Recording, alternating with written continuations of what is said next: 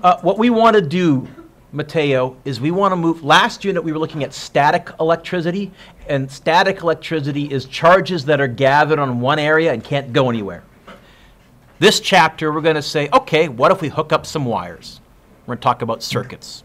So section 8.2, we're going to start out giving you some circuit concepts. It turns out when a battery is connected to a device, it turns out the electrons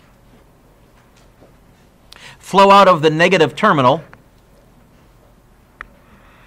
and into the wires and to the positive terminal. Now, as these electrons flow, because they have a voltage, they have energy. They have energy. So it turns out if we run those wires through a device, the electrons will give their electrical energy to the device. And we're clever enough, Jordan, to use that to get light or heat or sound or all sorts of stuff.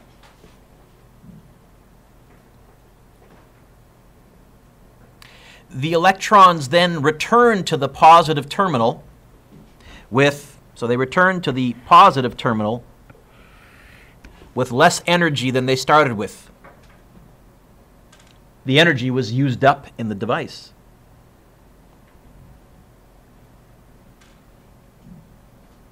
That's enough, Amelia, for us to revolutionize the world. We can now start building we can now build an electric society that runs on electricity. We can build all our neat toys. Some terminology. So here's a picture of a circuit. This is called a schematic, and we're going to learn some of these. So the symbol for a battery, and I introduced this to you the other day, is that, and the longer one is always the positive side. Wires are represented by lines. Usually we draw straight, rectangular lines because it makes a prettier picture. If we had curves, it'd be awkward to read. And that's the circuit symbol for a light bulb. So the electrons flow this way. They lose energy in the form of heat, and they eventually reach the positive terminal. And as long as we got a good source of electrons, if this is a battery, this will last for a while. Or if we want an unlimited source of electrons, we plug that in. Instead of a battery, we hook it up to a plug. A complete pathway that allows electrons to flow is called an electric circuit.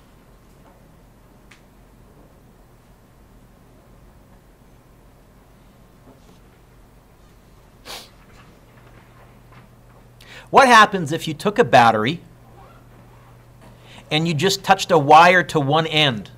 Well, there are a whole bunch of negatives right there. What will those negatives do? They're going to repel. Well, how can they get away from each other? You'll get a few extra negatives, but as soon as you have a few negatives here, what will those negatives on the end do? Also repel. You know what? You're going to get a few extra electrons going through the wire, hardly any, because they're going to be repelling each other on the wire. Nothing's going to happen.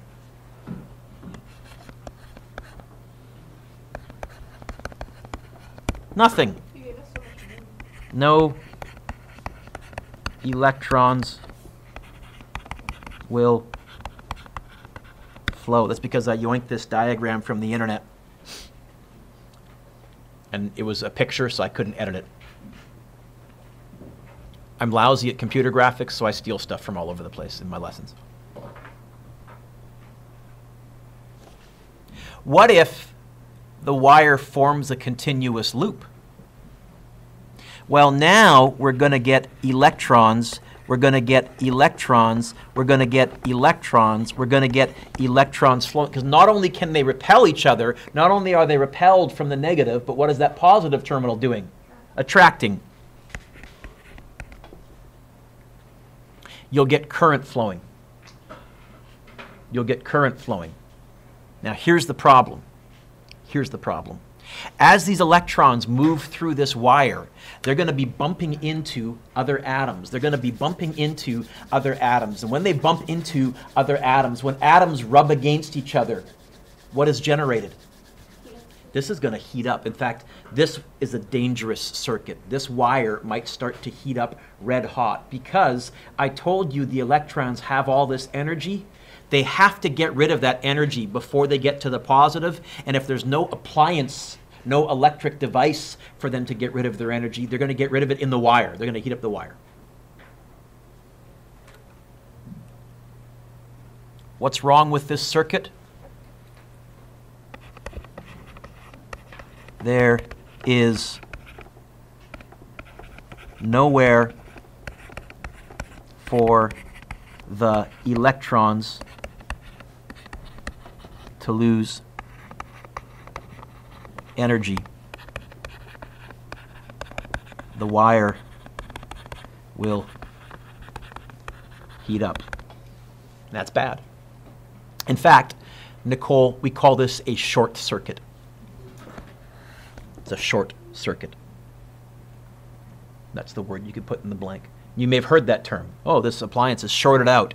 What that means is somehow this circuit either has been designed wrong or a wire has come loose and is touching something that it shouldn't. And fire bad.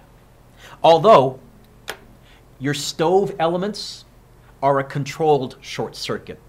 That's all that is. You're allowing electrons to go through those. It's insulated so you don't get a shock when you touch it. Not that you want to touch a hot stove anyways, but the electrons are rubbing into each other and they'll heat your stove element up red hot. It's a controlled short circuit. So we can use this too, but we have to do it very, very carefully. Why is this a better circuit? There's somewhere for the electrons to lose energy. We'll write that down in a second. Where can they get rid of their energy? Okay, so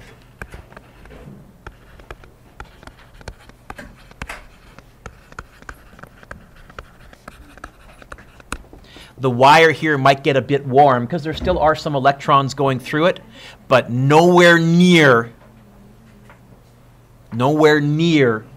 what the previous one is. E minus, what's about, can lose energy here. Sorry.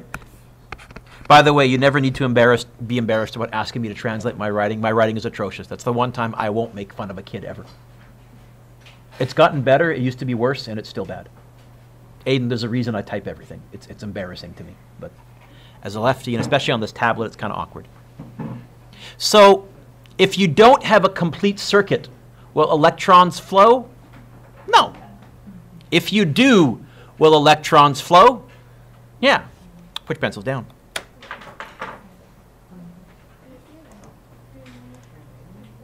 Get your pencils. Let's keep going.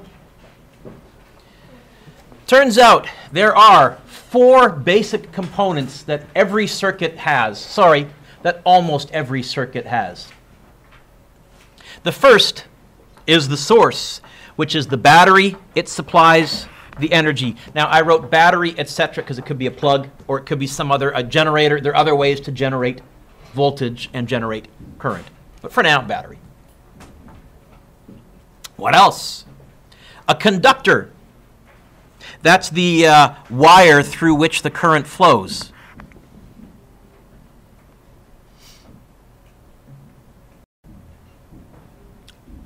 What else?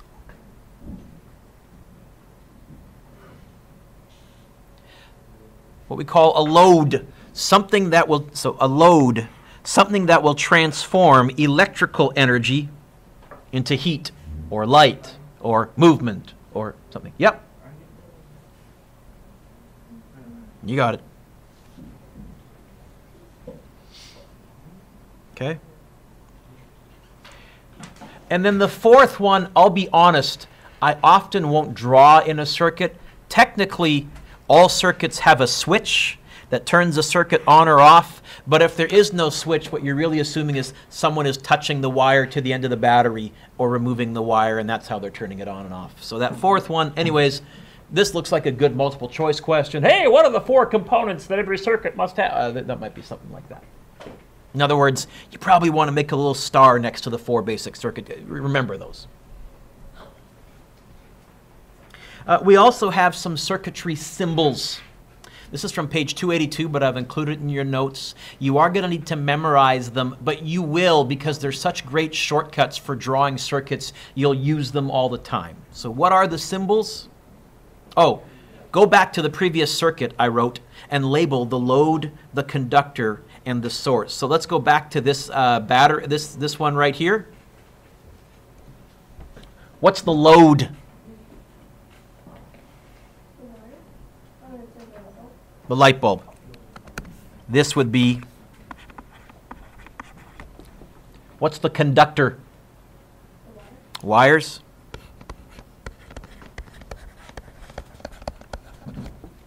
What's the source? Battery. Thankfully, the words, the names kind of make sense.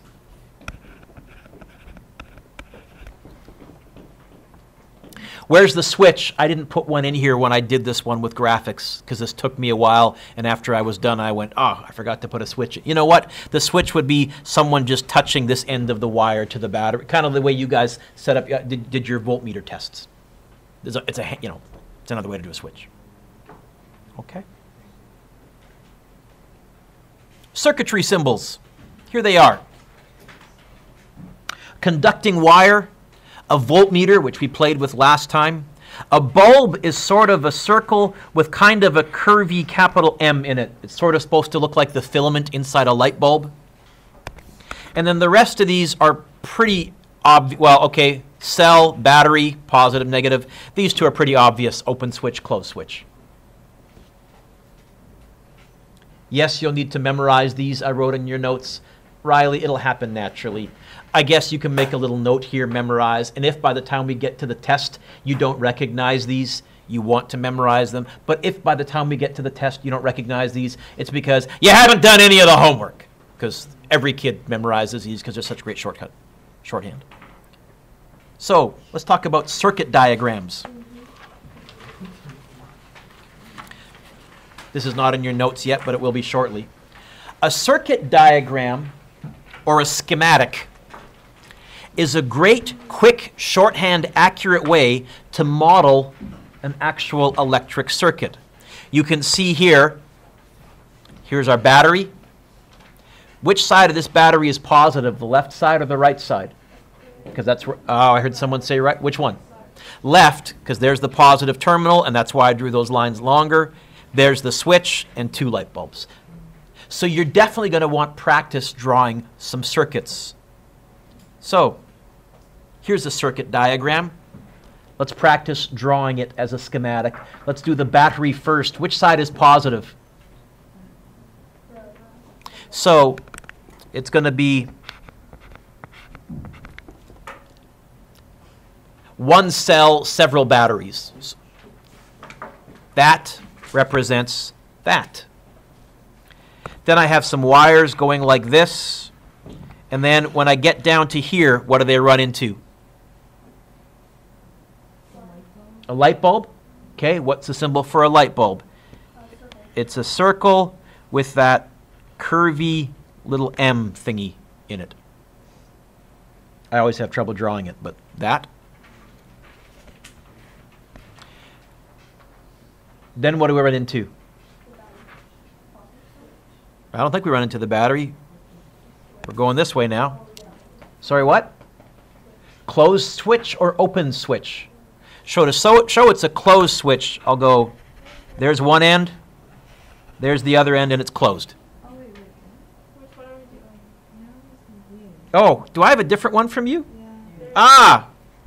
You know what? No, it was right. No. Yours is B. No, mine has two bulbs. I'm doing B, so is that what you have? Yeah. Oh, I got A and B pasted wrong. Let's try this again. So we have battery, bulb, which I always have trouble drawing, something like that. That's a terrible drawing, Mr. Dueck. What does it look like? It's going to have to do. Then we have an open switch, so we show that like that. Then what? Keep going around. There. If you gave that diagram to an electrician, to any electrician, they would build that circuit. If you gave them a box of electric parts and you gave them that schematic, they'd say, oh yeah. Are those Is he? So he'll know some of this. You can impress him with some of this. So B is up here for me, yeah? Is that right? Okay, so let's do B together for some reason up here. I almost always tend to start at the battery, and I start at the positive and just work my way all the way through. So here's my battery. Dunk, dunk. I run into a bulb, a closed switch, another bulb,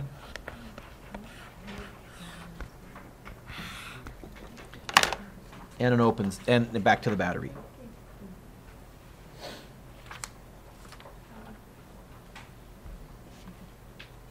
Is that okay? By the way, there's several hundred more circuit symbols, and if you're bored sometime, Aiden, look at some of if your brother has any textbooks or anything like that, and you'll see they're just full of this kind of stuff. But there's symbols for an electric motor, for a resistor, for a rheostat, for a galvanometer, for an ohm meter, all sorts of symbols. But it's really a nice shorthand way, when you're looking at the blueprints, to put a lot of information in without having to write it all out in English. Try this one on your own. I'll do it up here, see if we get the same thing.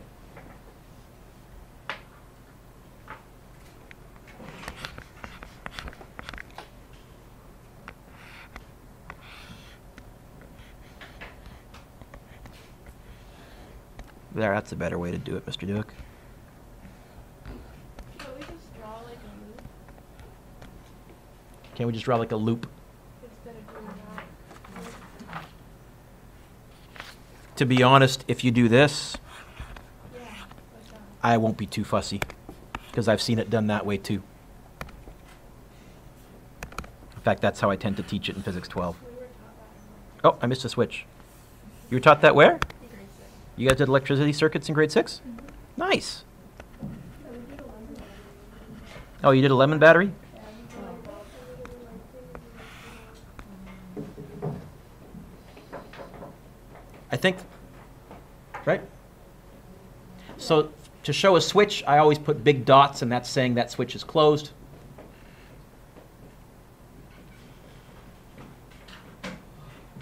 Ooh. How many cells make up this great big battery? How many little voltage sources are there? 3. So I would draw, don't write this down yet, 1, 2, 3 of them, except I'm drawing them wrong. Look very carefully. Is the positive end on top, or is the positive end on the bottom in that little group of 3 batteries there? On top. So you ready? What's the positive end of a battery? The bumpy part. See the little bumpy part? That's well, but here's how I'm going to draw this. I'm going to say there's 1 battery, 2 batteries, 3 batteries, and the wire goes. Right? I mean, that's the only way I can think. I'm not going to draw them all jagged, because that's clearly meant to be, I think, it's like a flashlight. They're all 3 side by side, or end to end in a flashlight, or something like that. And then, yeah, if you want to do that, I actually find that easier to draw myself.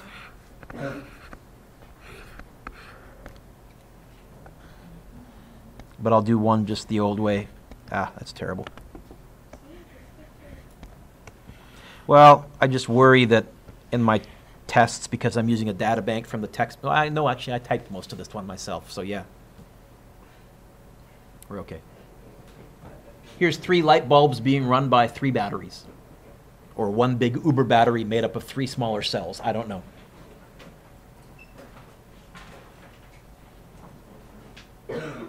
Last one, a little tougher. Ooh. Well, it's still going to be, I can do the 3 batteries side by side, or end to end. When I get over here, what happens? Well, it splits up. So, I guess we're connecting 3 wires to this junction right there. And this wire is running a bulb. And this wire is running a bulb. And this wire is running a bulb. And then it looks like they connect again. And we keep going. So part of your homework, I think today you'll be asked to draw some circuit diagrams. Certainly on your test, I'll be either giving you some circuit diagrams, Kiana, to kind of translate, or I'll be asking you to draw some. I'll give you a real life picture and say, draw this. So let's talk a bit more about what's going on in an electric circuit. Oh, I see some of you still writing this down. Got it okay? You sure? You're good? Okay. People on YouTube are getting a headache? Okay. Well, people watch my stuff. So, to understand what's going on in a circuit, it's helpful to have some kind of mechanical analogy because I really can't see electrons. So the analogy that I'm going to use here is the ski hill analogy. I'm going to tell you that every single circuit, Mateo, is actually a ski hill, sort of. And we can, by using our brains only a little bit, translate every circuit into a ski hill and predict what must happen based on the fact that skiers always ski in which direction? Downhill. You can chairlift uphill, but we're going to ski downhill. Turn the page. Here's my analogy. Ready? The voltage at any point in the circuit is how high you are. It's like the height at a certain point on a mountain. That means if you're at a higher voltage, to get to a lower voltage, that's like a skier skiing downhill. If you're at a lower voltage, to get to a higher voltage, that's like a skier hopping on a chairlift. The voltage gain in the cell is like the height a skier gains on a chairlift. In fact, in Physics 12, we often just call any battery a chairlift. When we're analyzing a circuit, so you'll hear my students just say, oh, chairlift is 12 volts. They really mean the battery is 12 volts high, but chairlift is 12 volts high. The voltage drop when you go through the load is like the height lost as a skier moves down a ski run. Let me give you an example. Let's suppose that this is a 1.5 volt battery, and you're a skier. What we're really saying is this 1.5 volts elevates charges to a height of 1.5 volts, and now you go skiing. Go through the light bulb, and you end up here at the bottom of the battery. That's like being at the bottom of the mountain. If you gained 1.5 volts, how many volts must you lose going through this bulb if you end up back at the bottom of the mountain? Aiden, nice and loud. We would say this bulb here had a negative 1.5 volt. You lost 1.5 volts. Has to. Now, we're going to, from now on, not write a negative. We're going to understand anytime you go through a bulb, you lose voltage, and we'll use the word lose, but it's a negative volt. You gain 1.5, you lose 1.5. That's a complete circuit. That's a complete circuit. There's a problem with this. There's a problem with this. There's a problem with direction here. What have I told you all along is moving? Protons or electrons? Electrons. But you'll notice when I drew this, I went from the positive. I didn't start here and go this way. And this is where we have to curse Benjamin Franklin. He named these backwards. It is so much more convenient, Mateo, to imagine starting at a positive and ending at 0. It's so much more convenient that that's what we're going to do. even though in real life electrons flow from negative to positive, we're going to define current as from positive to negative. Current is which way the protons would flow if they could, because the math is so much nicer to deal with positive numbers. Benjamin Franklin named positive and negative the wrong way. He should have called protons negative, and he should have called electrons positive, and physics would be much nicer. What do you do? So I wrote here, there's a problem with direction. Can anybody see it? We'll get more into detail. Oh, by the way, remember that short circuit? Remember this one? From way back? It's okay. This is like a skier falling off of a cliff, because the skier leaves this battery, let's say it's 6 volts high. It has to get to 0 volts high, but there's no load for it to go through. There's nowhere for it to give up its voltage. It's going to give it all up to the actual wires themselves, and they're going to get red hot. Yeah, I'd say the same thing. That's pretty profound. Okay? So, a short circuit, I wrote, is like a skier falling off a cliff, because there's no ski hill, no load for a skier to travel through. So far, so good. Current electricity, I wrote. Electrons flow through a circuit because the ones behind them are always pushing them along. Like water in a garden hose, like, honestly, people in a crowded lineup. If the people at the back of the line start pushing, the people in the front of the line are going to start to move. Electrons are the same way. There are electrons in the wire, but when you add an electron here, it bumps, it pushes another electron out the other end.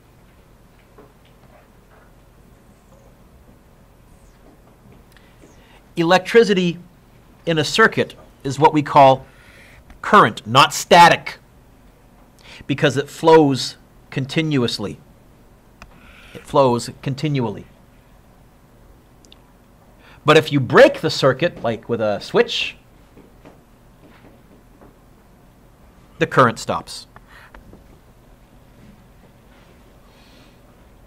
Is that okay? I'll go back if you missed some gaps, but we're on the, I think, the third bullet, right? Did we miss a second? Nope. Like water in a garden hose? I didn't underline it. Like water in a garden hose?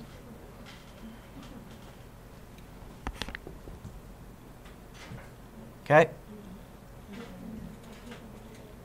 So, let's talk about what we mean by current, because I introduced a new word. Current refers to how many electrons are flowing through a circuit.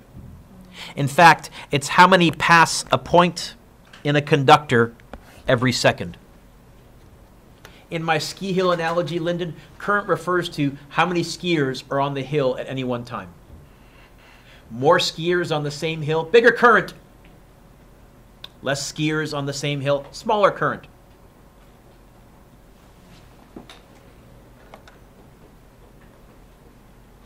I wrote here, think about a river. How much water flows under a bridge in a second? That's the current. I'm not a big fan of the water analogy. The textbook uses it. I like the ski hill analogy better. So in our analogy, current is the number of skiers. And it turns out it's current that can kill you, not voltage. It's not how high the hill is. It's how many skiers run over you on that hill. Yep. Yep. Can you scooch forward, actually, for a bit? I can't make it much larger. I can only make it a little bit. I can do that. Any better? Okay. And then kind of lean over and steal off Pierce. Okay. This is why you may hear people say, well, so who was on the Van de Graaff getting shocked? It was Matteo, right? Yeah. You were getting shocked? You were actually getting probably about 15,000 volts, but very, very small current. Those electrons, very few of them, were jumping a big height, but there weren't that many of them. It's like the difference between one raindrop dropping from a cloud and hitting you and a whole barrel of water hitting you. The barrel of water, the number of skiers is what kills you. In fact, you know what? A barrel of water, even from 3 or 4 stories, would probably do far more damage than a raindrop from 3 or 4 miles. Voltage is like height. Current is the number of skiers. Current, it turns out, is measured in amperes, although it's often called amps for short.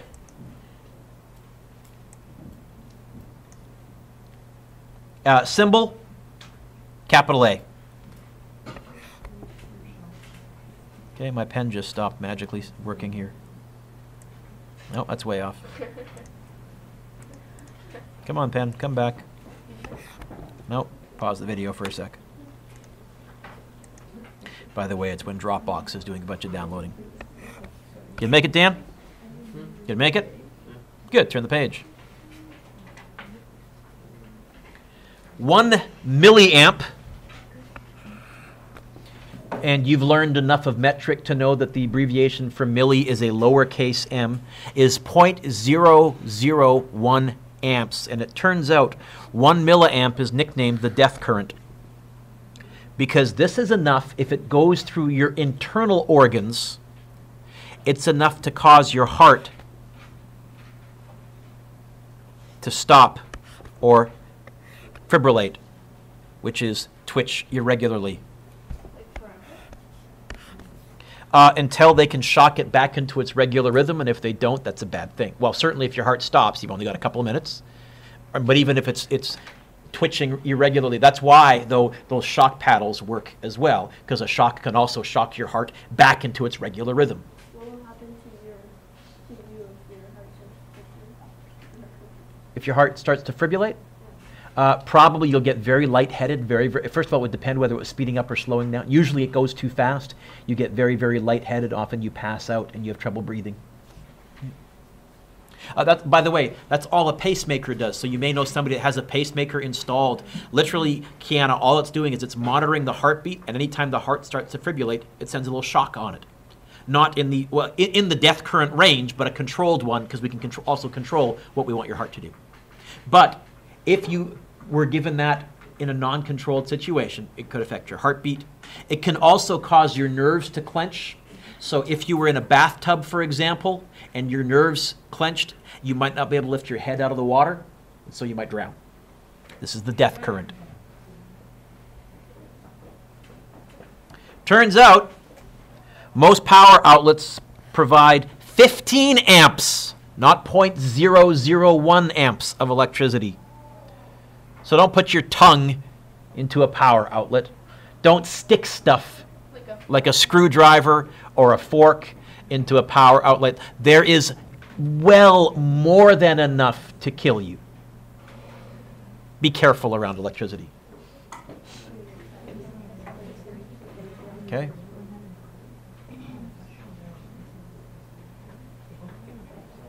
So, here is where we got to go back to that little positive negative rant that I was on, Mitra. Conventional current versus electron flow. So I wrote down here, recall our ski hill analogy. We said that a cell is like a chairlift.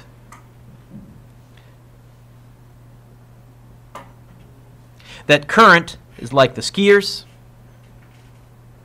And that resistors, which is another word for loads,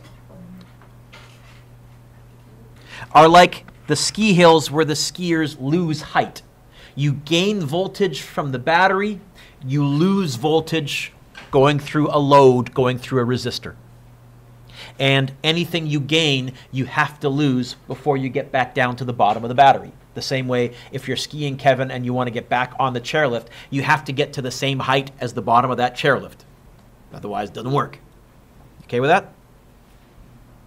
One problem we encounter with this analogy is that in the circuit, it's the electrons that flow from the lower voltage terminal, the negative, through the higher voltage. We would much rather, Kyle, be able to say stuff goes downhill from higher to lower. We would like to be able to say that current flows downhill. The math is so much nicer. What we're trying to avoid, Kiana, is the whole minus thing that you always can trip your brain on in math.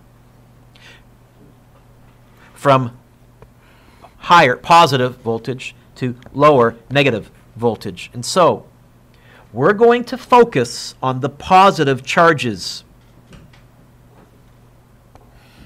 Actually, the nuclei. Even though in real life they don't move, we're going to pretend an electron moving that way to my left, to your right, is mathematically the same as a proton moving this way. Mathematically, they're equivalent. And because, Jordan, they're mathematically equivalent, we're going to do it that way because the math is much nicer. The uphill flow of electrons is entirely equivalent to the downhill flow of positive charges, as shown in the diagram, even though the positive charges don't actually move. So you ready? What we call current, then, is actually the downhill flow of positive charges. In fact, I'm willing to bet, Aiden, if you look in your brother's textbooks, they might even call it conventional current. Because electrons flow uphill, but that's yucky math. So, if we're asked about the direction of electron flow, we need to remember that it's opposite to the current. This sounds really, really confusing. You know what, Kajal? A picture is worth 1,000 words.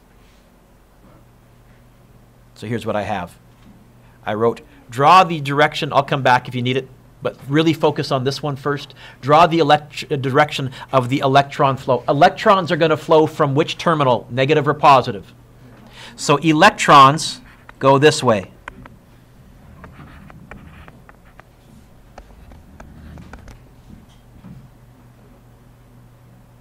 That's yucky. Current, we're going to decide, is which way the positives would flow if they could. Current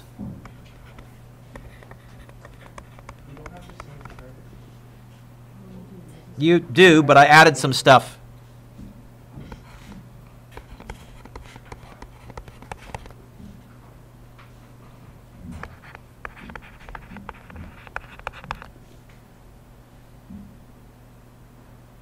Okay?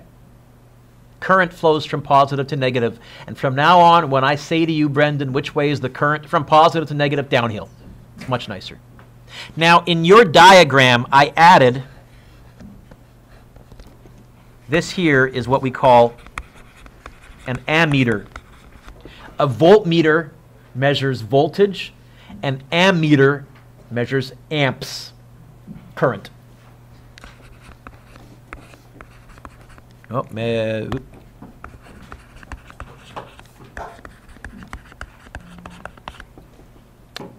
measures current. Current is measured in amps. It's the same way voltage is measured in volts. I also said label the parts. Hey, where's the source?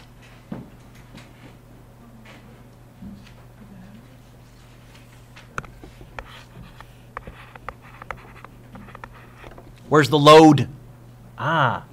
So this here is the symbol for a resistor, which is a synonym for load. This resistor could be a light bulb, it could be an iPod, it could be a stove, it could be a kettle. I don't know. So this is just a generic resistor. The electrons lose energy going through there. Nope, the ammeter just measures current. I didn't put a switch in this one. In fact, you're going to see most of my circuits, I don't put switches in because it's really a pain with the graphics. Almost done. Put your pencils down. To done. What's your, oh. Let me make this a bit smaller. You won't quite be able to see it at the back. I put this in your, I didn't put this in your notes, did I? No. Yeah, I know. So, Benjamin Franklin. Yes, I bring a message from the future. I don't have much time. What is it? The convention you're setting for electric charge is backwards. The one on left on glass by silk should be the negative charge. So we were going to use the time machine to prevent the robot apocalypse, but the guy who built it was an electrical engineer. This is something that drives electrical engineers crazy. Anyways, what's your homework? Can you answer those questions on the back? And then I have a bunch of stuff. You know what? I'm going to say you can pass on that. You can pass on that. Fill in those questions on the back, and you can also work on the sheet that I gave you, section 8.2 homework. And you got 15 minutes. Probably can get it all done in class pretty easily.